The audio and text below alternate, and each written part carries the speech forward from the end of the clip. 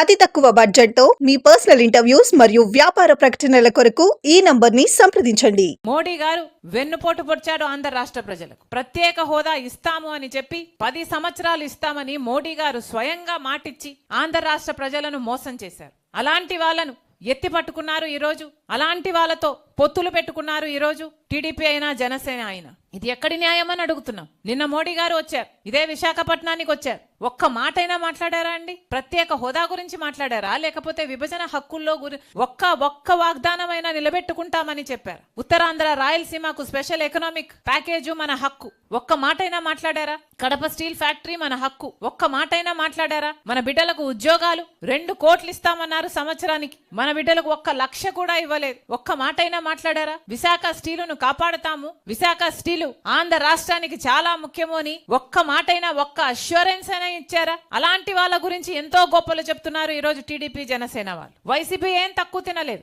జగన్మోహన్ రెడ్డి గారు ఒక పక్క టీడీపీ సక్రమ సంబంధం పెట్టుకుంటే, జగన్మోహన్ రెడ్డి గారు అక్రమ సంబంధం పెట్టుకున్నారు అదే బీజేపీ పార్టీ. ఈ రోజు జగన్మోహన్ రెడ్డి గారిని ప్రశ్నిస్తున్నాం. మోడీ గారు మన రాష్ట్రానికి వచ్చారు, ఒక్క మాట ప్రత్యేక హోదా గురించి మాట్లాడలేదు, విశాఖ స్టీల్ గురించి ఒక్క మాట అష్యూరెన్స్ ఇచ్చి పోలేదు. మరి ఎందుకు ఊరుకున్నారు అని అడుగుతున్నాం. ఎంతమంది దళితులు మీకు ఓట్లేశారు? మీకు గొప్పగా చెప్పుకుంటున్నారు కదా మీకు పర్సెంటేజ్ వచ్చింది, ఎంత పర్సెంటేజ్ వచ్చింది అని. వాళ్ళలో దళితులు లేరా, ఎస్టీలు లేరా, బీసీలు లేరా? వాళ్ళు ఓట్లేస్తే కదా మీకు ఆ మాత్రమైనా వచ్చింది. మరి ఓట్లు వేపించుకొని కూడా రాజశేఖర రెడ్డి గారి వారసుడు అయ్యుండి కూడా అదే బీజేపీ పార్టీతో ఎందుకు అక్రమ సంబంధం పెట్టుకున్నారని అడుగుతున్నాం. ఈ రోజు వరకు కూడా అక్రమ సంబంధం కొనసాగుతూనే ఉంది కదా. రాజశేఖర రెడ్డి గారు ప్రతి సందర్భంలోనూ బీజేపీ పార్టీని వ్యతిరేకించిన వారు. ఎందుకంటే బీజేపీ పార్టీ ఒక మతతత్వ పార్టీ కాబట్టి. ఎందుకంటే బీజేపీ పార్టీ మతం పేరుతో, కులం పేరుతో చిచ్చు పెట్టాలి, ఆ మంటలో చలి కాచుకోవాలి. ఇదే బీజేపీ పార్టీకి తెలిసిన రాజకీయం కాబట్టి. బీజేపీ పార్టీ సిద్ధాంతం దేశ సంపదనంతా దోచిపెట్టి అదాని లాంటి వాళ్ళకి పంచిపెట్టారు. అందుకని రాజశేఖర రెడ్డి గారు వ్యతిరేకించారు. బీజేపీ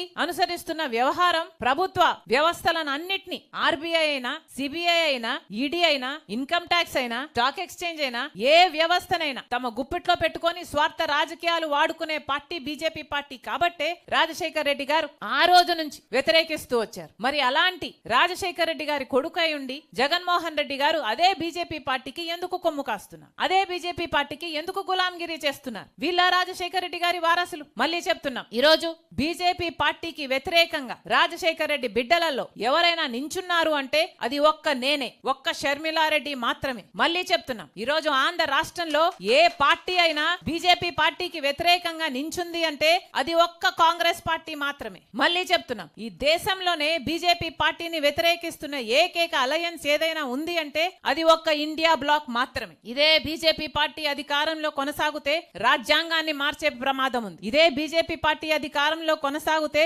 రిజర్వేషన్లు రూపుమాపే ప్రమాదం ఉంది. ఇదే బీజేపీ పార్టీ అధికారంలో ఉంటే దేశ సంపదను మొత్తం అదాని లాంటి వాళ్లకు దోచిపెట్టే ప్రమాదం ఉంది. మన దేశాన్ని రక్షించుకోవాలంటే ఈరోజు కాంగ్రెస్ పార్టీ అవసరం. రాజ్యాంగాన్ని రక్షించుకోవాలి అంటే ఈరోజు కాంగ్రెస్ పార్టీ అవసరం. మహాత్మా గాంధీని, అంబేద్కర్ గారిని గౌరవించే పిలుపు. అందుకే చెప్తున్నాం, మళ్ళీ ఒకసారి డిమాండ్ చేస్తుంది కాంగ్రెస్ పార్టీ. ఇంత ఘోరంగా అంబేద్కర్ గారిని అవమానించిన బీజేపీ అయినా, అమిత్ షా అయినా క్షమాపణలు చెప్పాలి. అమిత్ షా గారు రాజీనామా చేయాలని, రాజీనామా చేయకపోతే మోడీ గారు ఆయన మంత్రివర్గం నుంచి తొలగించాలని డిమాండ్ చేస్తుంది కాంగ్రెస్ పార్టీ.